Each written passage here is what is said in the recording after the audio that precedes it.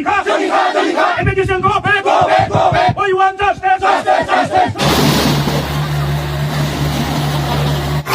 Sorojani Nogor, बे दुकानखौ बन्द खालामनांगौ होननानै जोङो पुलिस प्रशासननिसिम दाबि पकड़कर उठाता है, बाल छूता है, उसके बाद मारता है और काट के देता है बॉडी पे। खुलुमबाय रायजोफोर गिबिसिनथाराव फिथांखिब्ल इउटुब चेनेलनिफ्राय रायजो राजा बयनिसिमबो दिनैनि फुंबिलिनि गोजोननाय जासिहरग्रोनाय जाबाय। दिनै आं गिबिसिनथारावनो सासे मेथाइ खनगिरिनि बाथ्राखौहाय फंनैसो बाथ्रा बुंनो सानदों। नैथियावहाय नैबे क'क्राझारावहाय जानाय जाथायफोरनि सायाव आङो फंनैसो बाथ्रा बुंगोन, लोगोसे हिन्दीबो बुंलांफानाय जागोन, रोङाब्लाबो एसे नाजागोन। थामथियावहाय मिस्टार महिलारी साहाबा मा बुंदों बेखौबो नोंथांमोना एसे खोनासं। जोबनायाव रायजो राजा नोंथांमोन मिस्टार मेम'रेन्डामखौ लाफानानैहाय मालगावआवहाय हा हुनि दावराव दावसि जेंनानि सायावबो जों सावरायगोन। आङो सेस्था खालामगोन आसामिसनिबो माखासे बाथ्राखौहाय सोसनफानो रायजोफोर। दानिया जों गिबिसिनथार मेडाम सुलेखा बसुमतारी बिथांनि देहाया गाज्रिनिफ्राय गाज्रि जानाय जोङो नुनो मोनदों।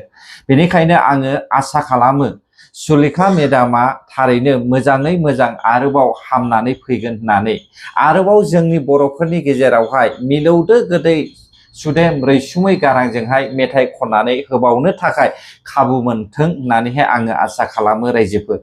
आसा खालामबाय बिथाङा मोजाङैनो हामनानै फैफिनगोन होननानैहाय।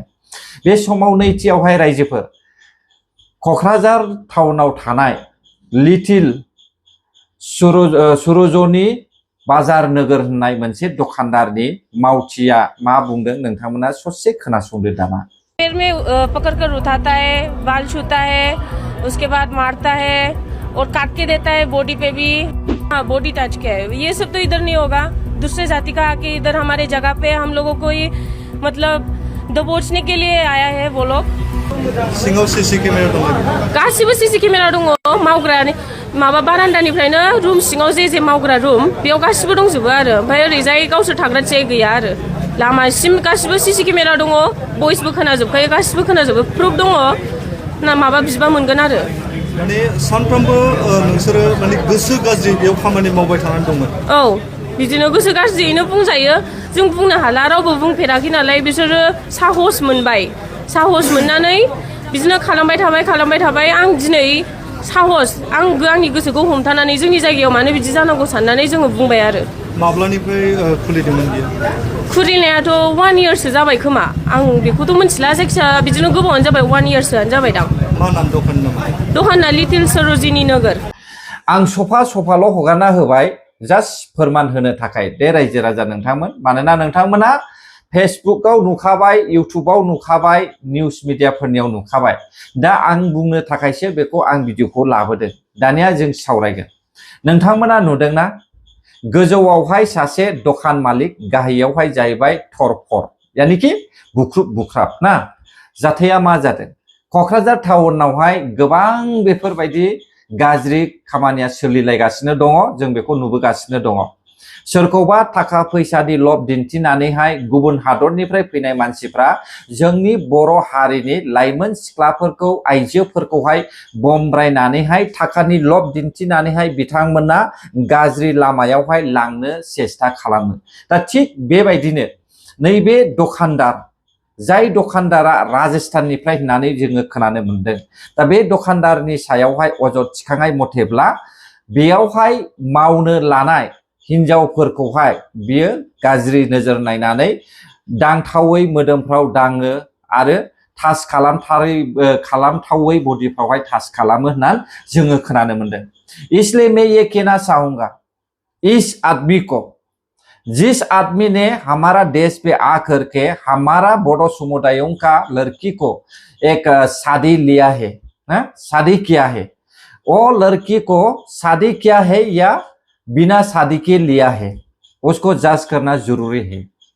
और इसका जो दुकान है उसको परमानेंटली बंद करके देना भी जरूरी है। क्योंकि इन लोग सौदा करने के लिए आया, सौदा करके जाओ, अपना देश में वापस जाओ। लेकिन यहाँ पे हमारा जो ट्राइबल लड़कियों है उन लोग को चेहरा देख करके, उन लोग का सुंदर को देख के आप लोग इन लोग को कभी भी बर्बाद करने के लिए कोशिश मत करो। मैं ये चाहूंगा, मेरे तरफ से ये कभी भी नहीं सोचता है कि इन लोग को ऐसा करने के लिए हमारा आदमियों ने भी कभी भी मौका मत दो। मानोना बिसोरो जोंनि बर' जातिनि लाइमोन सिख्लाफोरखौहाय गुफुर जारौ नुनायखाय नायनो मोजां नुनायखाय बिसोरो गाज्रि खालामनो नागिरो। नाथाय गुफुर जारौ नायनो मोजाङाथ' राजस्थाननि सिख्लाफ्राबो बिसोरबोथ' समायना समायना। इन लोग का देशों का लड़कियों ने भी तो सुंदर सुंदर है ना, उन लोग भी तो अच्छा अच्छा लड़की है, तो इन लोग को क्यों बर्बाद करने के लिए कोशिश नहीं करता है? हाँ, हमारा ट्राइबल लोग को, हमारा ट्राइबल के जगह में आकर के यहाँ पे दादागिरी देखा के यहाँ का लड़कियों को शादी करने के बाद में दूसरा लड़कियों को भी बर्बाद करने के लिए सोच रहा है ना। इसलिए जितना हो सके इतना जल्द से जल्द इस आदमी को पकड़ना जरूरी है, जेल में डालना जरूरी है, और उसका औरत को भी शादी है या बिना शादी है उसको जांच करना जरूरी है ना। मा बुङो रायजोफोर?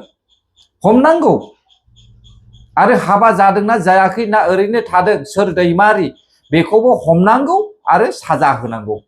मानो बियो गावनि जातिफोरखौहाय बेबायदि खामानि मावनाय माने अशान्ति खालामनानै होनांगौ? आरो आं कमेन्टआव नुबावदोंसो फोरमान गैयाब्ला गोदाव सोराव मानो बुंदों होननानै बुंदों। फोरमानाथ' बेनो ना, दा जि बुंनानै होबाय, खुदुमलायनाय, गोबारलायनाय, गोदोनायाव थादलायनाय, हंख्रबलायनाय, बेनो ना फोरमान दा। यही है सबूत, और क्या चाहिए सबूत? हाँ, नङाब्ला बुंगोन नामा? नंगौखायसो बुंदों दा। दा बेनिखायनो आं सानो जोंनि बर'नि संगठन एबसु माहारियारि आफाद आरो रायजो राजा नोंथांमोना जेसेबां हायो एसेबां गुबुन हादरनिफ्राय फैनाय मानसिफोरखौहाय नोजोर हो। दानिया रायजोफोर थामथियावहाय मिस्टार महिलारि साहाबा मा बुंदों नोंथांमोना खोनासंदो। এই প্রজেক্টটো বেম্বু নার্সারি কাম প্রোডাকশন সেন্টার, এই প্রজেক্টটো 27 crore 31 crore 27.31 আগৰ প্ৰমোদ বড়ো চৰকাৰৰ দিনতে প্ৰমোদ বড়োৱে প্ৰপ'জ কৰি যোৱা, কিন্তু এইটো চেংচন হোৱা নাছিলে। তো যেনক আমি অফিচিয়েলি হওক আনঅফিচিয়েলি হওক এইটো লাগি মেলি এই প্ৰজেক্টটো আমি চেংচন কৰি পেলাই আনিব পাৰিছো।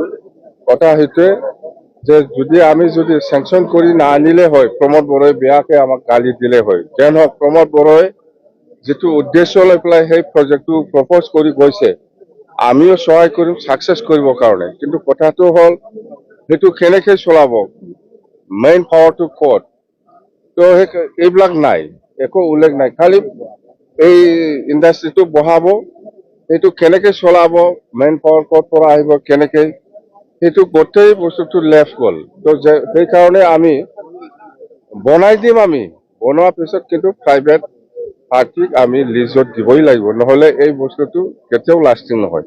তেতিয়াহে এই অঞ্চলৰ যিখিনি পাব্লিক আছে সকলো জাতি জনগোষ্ঠী সকলোৱে ইয়াত বেনিফিটটো ল'ব পাৰিব। बे स्टोन गायसननाया जाहैबाय चिरां जिल्लानि आइफवालियावहाय होननानै आङो खोनादों रायजोफोर। दा बेयावहाय माखासे मेनुफेक्सार सेन्टार गायसननो नागिरदों।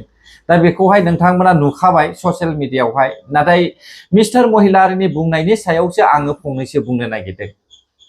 मेनुफेक्सार सेन्टार गायसनगोन, बेयावहाय मावग्रा मानसि गैया, दैदेननो थाखाय रावबो मानसि गैया। बे बुंनायनि सिगां गावखौनो ओरैबायदि गाहायाव दोननानै लानाय जादों होननानैहाय आं सानखादों रायजोफोर। मानोना बिथाङा कम्पानिफोरनि सोमोन्दै जेबो नलेज गैया, बिथाङा माखासे इन्डास्ट्रियेलफोरनि सोमोन्दै जेबो नलेज गैया। बिथांनि नलेजआ जाहैबाय हा आवग्रिनानैहाय बागान बानायनांगौ, हा आवग्रिनानैहाय बेयावहाय माबा माबि दखान बिजनेस खालामनांगौ, बाखि बिथांहा जेबो नलेज गैया। दा बेबायदि बुंनो लाजिनांगौमोनब्रा बिथाङा, मिथिबायना रायजोफोर।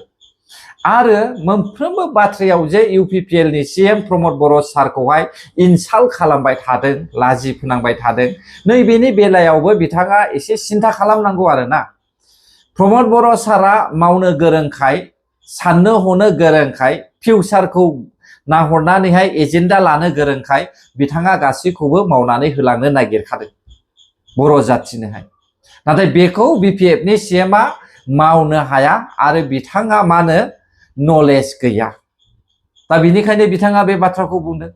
आरो जुदि नोंथाङा हायाब्ला हगारनानै होब्रा, मावथों मालाय, मावग्राफोर दङ गोरों गोरों मानसि दङ दा नोंथाङा ओरैनो थाखा फैसाजों बायनानै लाजानानै बर' जातिखौहाय बेबायदिनो थलं थफं दिन्दांदां खालामबाय थानोसै नामा रायजोफोर आंथ' बेबायदिसो साननो बुंनाय बाथ्राखौ लानानैनो आं बिदि साननो मोजांनि बाथ्राब्रा मेनुफेक्सार सेन्टार गायसनदों गायसन बानाय आरो मिउजियाम बानायनांगौ दंबावोसो बेफोरखौलाय मावगोन ना मावा रायजोफोर अब्ला नायनोसै रायजोफोर बिपिएफनि सिएमआ मा खामानि मावमारो बोसोरसे जानोसै थांगासिनो दङ समा 3 लाख 5 लाखखौबो दाबो होआखै माब्ला होगोनथाय होगोन ना होआ बिनि जेबो सिमा गैया अब्ला रायजोफोर दिनैनि समाव आरोबाव नैबेखौ नायबावदो हा-हुनि जेंना 93टा गामि नङा family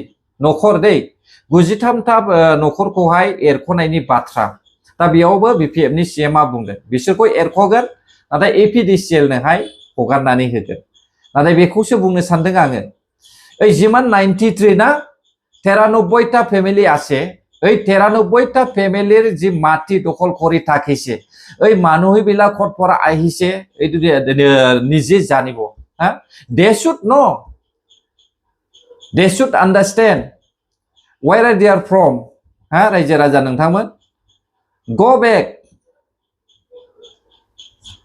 you should go back no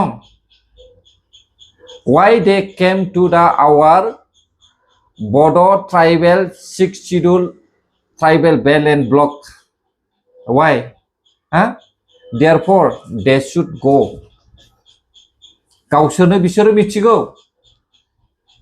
नोंसोर बबेनिफ्राय फैदों गावबा गाव थांफिन because they don't have any right मिथिबायना रायजो राजा नोंथांमोन बिसोरहा जेबो राइट गैया बे ट्राइबेल बेल्ट एन्ड ब्लकआवहाय थानो थाखाय बेनिखायनो जाय हाखौहाय बिसोरो न' सावनानै लादोंमोन बे हाखौहाय न' सावजाग्राफोरनोसो होनांगौ ना एपिडिसिएल ना मा बुङो रायजोफोर আপনার ঠাইত গুচি যা আমার জাগার আহি ফালে আমার ঠাইত আহি ফালে আমার বড়ৰ জাতিৰ ঘৰত জ্বলাই ফালে 2012ত আপুনি মাটি দখল কৰি থাকিছে এটো লাছৰ কথা আমার 6th schedule tribal belt and ব্লকৰ আপনি থাকিবলৈ কোনো অধিকাৰেই নাই এটো আপনিও জানে তো কেনকা আমার বড় জাতিৰ লগত এনেকা লৰাই ঝগড়া কৰি থাকি আছে এটোতো নিজে জানিব আপনার এনেকা যদি কৰি থাকে তেনেকা হলে আমার বড় জাতিৰ মাজত আকৌ সংঘাত হবলৈ গৈ আছে হয় না নাই बेखौनो लुबैयो नामा बिथांमोना जोंनि बर' जातिजोंहाय दावराव दावसि खालामनो जोंनि बर' जातिनि हाखौहाय सेनानै लानानैहाय नाङा फाङा दावराव खालामनो बेखौसो लुबैयो नामा दा बेनिखायनो आं आसा खालामो मिस्टार मेमोरेन्डाम आयं मालाबाबो फासयनो नाङा सोमावसारनांगौ आरो बे हाखौहाय एपिडिसिएलनोबो दाहगार गोजोन्थों अब्ला जायफ्रा आंनि भिडिअखौ जोबजासे नायबाय गोरोन्थि जादोंब्ला निमाहा होब्लानो जाबाय बर' हारि जै जाथों जै बर' हारि